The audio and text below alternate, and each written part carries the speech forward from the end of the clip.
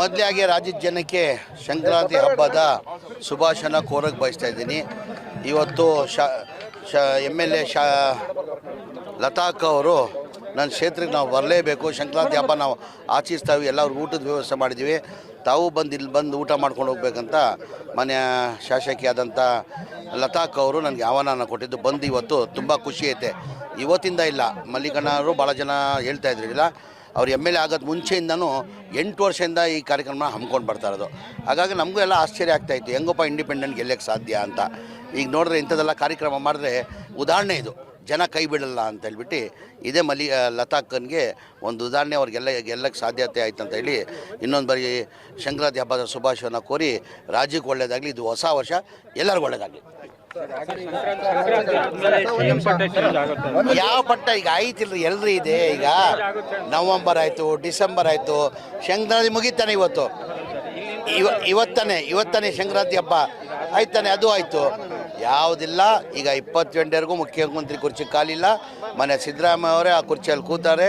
ನಮ್ಮ ಪಕ್ಷ ಹೈಕಮಾಂಡ್ ಪಕ್ಷ. ಈಗ ಸಿದ್ದರಾಮಯ್ಯಗೆ ಬದಲಾವಣೆ ಮಾಡಬೇಕಂದ್ರೆ ಯಾರಿಂದನೂ ಸಾಧ್ಯ ಇಲ್ಲ, ಹೈಕಮಾಂಡಿಂದ ಮಾತ್ರ ಸಾಧ್ಯ ಸಿದ್ದರಾಮಯ್ಯನ ಬದಲಾವಣೆ ಮಾಡಬೇಕಾದ್ರೆ. ಈಗ ಹೈಕಮಾಂಡ್ ಏನು ನಿರ್ಧಾರ ತಗೊಂಡ್ರೆ ಅದಕ್ಕೆಲ್ಲ ನಾವು ಬದ್ಧಾಗಿರ್ತೀವಿ. ಈಗ ಸಹಜ. ಈಗ ನಮ್ಮ ನಾಯಕರಾದಂಥ ರಾಹುಲ್ ಗಾಂಧಿ ಅವರು ಮೊನ್ನೆ ಇದಕ್ಕೆ ಮೈಸೂರು ಬಂದಿದ್ದರು. ಮೈಸೂರಿಂದ ತಮಿಳ್ನಾಡು ಯಾವುದೋ ಆ್ಯನ್ಯುವಲ್ ಡೇ ಕಾರ್ಯಕ್ರಮ ಇದು ತಮಿಳ್ನಾಡಿಗೆ ಹೋಗೋದು ಕಾರಣಕ್ಕೆ ಅಲ್ಲಿಂದ ಹೆಲಿಕಾಪ್ಟರ್ ಮುಖಾಂತರ ಹೋಗಿದ್ರು. ಅಲ್ಲಿ ಬರುವಾಗ ರಿಸೀವ್ ಮಾಡ್ಕೊಳ್ಳೋದು ಸಹಜ. ಅದು ಅವ್ರ ಪಕ್ಷದ ಅಧ್ಯಕ್ಷ ಇದ್ದಾರೆ, ಇವರು ರಾಜ್ಯದ ಮುಖ್ಯಮಂತ್ರಿ ಇದ್ದಾರೆ, ಸಹಜ ಅದು. ಅದಾದ್ರೆ ಅವ್ರು ರಿಸೀವ್ ಮಾಡುವಾಗ ಒಂದು 5 ನಿಮಿಷ ಮಾತಾಡಿದ್ದಾರೆ. ಈಗ ಅವ್ರೇನು ಬಜೆಟ್ ಮಂಡಿಸೋದು, ಅವ್ರು ಹೇಳಿದಾರಲ್ಲ, ಈ ಬಾರಿ ನಾನು ಬಜೆಟ್ ಮಂಡಿಸ್ತೀನಿ ಅಂತ ಮುಖ್ಯಮಂತ್ರಿ ಹೇಳಿದ್ದಾರೆ. ಬಜೆಟ್ ಒಂದೇ ಇಲ್ಲ, 28ವರೆಗೂ ಮನೆ ಸಿದ್ದರಾಮಯ್ಯ ಅವರೇ ಮುಖ್ಯಮಂತ್ರಿಯಾಗಿ ಇರ್ತಾರೆ.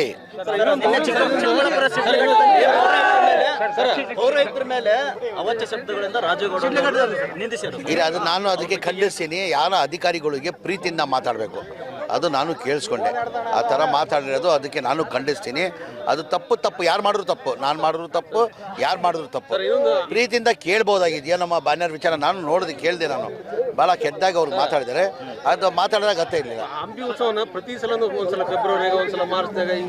ಇಲ್ಲ, ಹಂಪಿ ಉತ್ಸವ MP ಪ್ರಕಾಶ್ ಸಾಹೇಬರು ಇರುವಾಗ ನವಂಬರಲ್ಲಿ ಹಂಪಿ ಉತ್ಸವ ಮಾಡ್ಕೊಂಡು ಬರ್ತಾಯಿದ್ರು. ಈ ಕೋವಿಡ್ ಹಿನ್ನೆಲೆಯಲ್ಲಿ ಇಲ್ಲ ಹೇಳ್ತೀನಿ, ಪ್ರತಿ ವರ್ಷ MP ಪ್ರಕಾಶ್ ಸಾಹೇಬರು ಇರುವಾಗ ನವಂಬರಲ್ಲೇ ಹಂಪಿ ಉತ್ಸವ ಮಾಡ್ತಾಯಿದ್ದು. 2, 3, 4 ಅಂತ ಡೇಟು ನಿಗದಿ ಮಾಡಿದರು. ಕೇಳಿ, ಡೇಟ್ ನಿಗದಿ ಮಾಡಿದರು. ಈ ಕೋವಿಡ್ ಬಂತು, 21, 22 ಕೋವಿಡ್ ಬಂದಿದ್ದಕ್ಕೆ ಆ ಬ್ರೇಕ್ ಆಗಿದ್ದಕ್ಕೆ ಕಾರಣಕ್ಕೆ ಈಗ ಫೆಬ್ರವರಿಯಲ್ಲಿ ಮಾಡ್ತಾಯಿದ್ದೀವಿ. ಈ ಫೆಬ್ರವರಿ 13, 14, 15ಕ್ಕೆ ಫಿಕ್ಸ್ ಮಾಡಿದ್ದೀವಿ.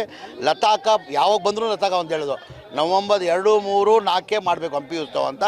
ಈ ಫೆಬ್ರವರಿ ಇದಾದಮೇಲೆ ಒಂದು ಡೇಟ್ ನಿಗದಿ ಮಾಡಿ, ಮುಂಚೆ MP ಪ್ರಕಾಶ್ ಸಾಹೇಬರು ಹೆಂಗೆ ಮಾಡ್ತಾಯಿದ್ರು ಆ ಡೇಟನ್ನು ನಿಗದಿ ಮಾಡ್ತಾರೆ. ಈಗ ನೆಕ್ಸ್ಟ್ ಬರೋ ನವಂಬರ್ ಮಾಡ್ತಾರೆ, 26 ನವಂಬರ್ ಮಾಡಬೇಕಂತ ಬೇಡಿಕೆ ಇದೆ, ಮಾಡ್ತೀವಿ.